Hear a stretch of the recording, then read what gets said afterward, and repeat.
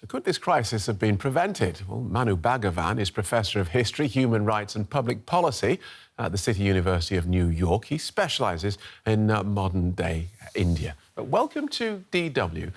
Let's start with where we are. Has the Indian government lost control of this pandemic?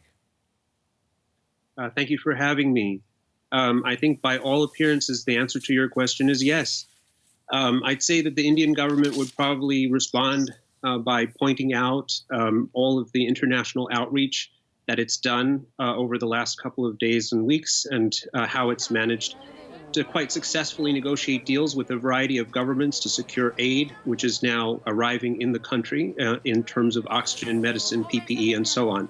But when you have mass cremations in the capital of Delhi, when you have a vaccine rollout with no vaccines, and when you have people literally gasping for oxygen, that is a government that is not in control. OK, so this is really what I'm trying to get at, because as the world, as you say, helps and sends in oxygen and medical supplies, one has to ask, well, what was the Indian government doing that brought them to this point in the first place? So India handled the first wave of COVID. It got through it pretty well. It handled it somewhat efficiently. And then there was this epidemiological mystery where COVID cases magically dropped around October 2020. Then they declared victory too soon in January of 2021. And then they basically let down their guard and brought life back to normal, including mass political rallies and religious gatherings. And these turned into multiple super spreader events. What led to the crisis we are at right now, I'd say, first of all, the government probably lost control if you're just talking about the news cycle about a week or two ago. But if the role of the government is to anticipate and prevent crisis, then this government failed last year.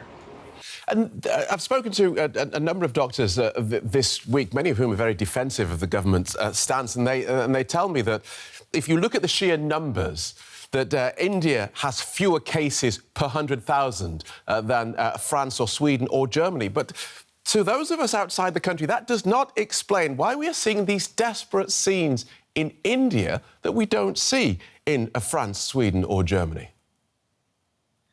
Right. Well, you know, everything is larger in India proportionally. So, I mean, this is one of the largest populations in the world. So, of course, it makes sense that, you know, statistically, the proportions are less the sheer numbers are less in India in proportional terms, but in actual numbers, these are gargantuan numbers. Moreover, there's indication that we have underreporting and misreporting, and of a factor of anywhere from 2 times to 20 times the numbers. So the number of potential infections in the country could very well be as high as something like 400 million. Right.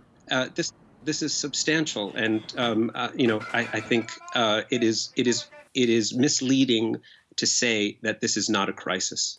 And so, how damaging is this then for the Prime Minister, Narendra Modi?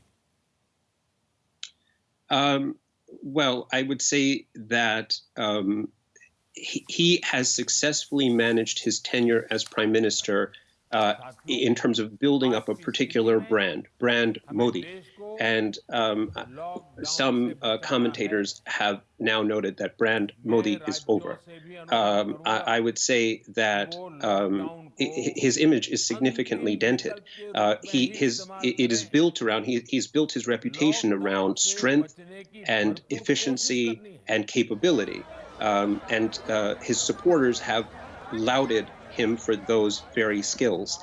And when push comes to shove now in the crisis, it's hard to argue for any of those things. And so there's a lot of anger at the government. I don't know that it necessarily translates to him personally just yet. Right. And I don't know if there will be any consequences at the polls, but there's certainly rising anger at the failure of the government. Thank you so much, Professor. Professor Manu Bhagavan from City University, New York. Thank you.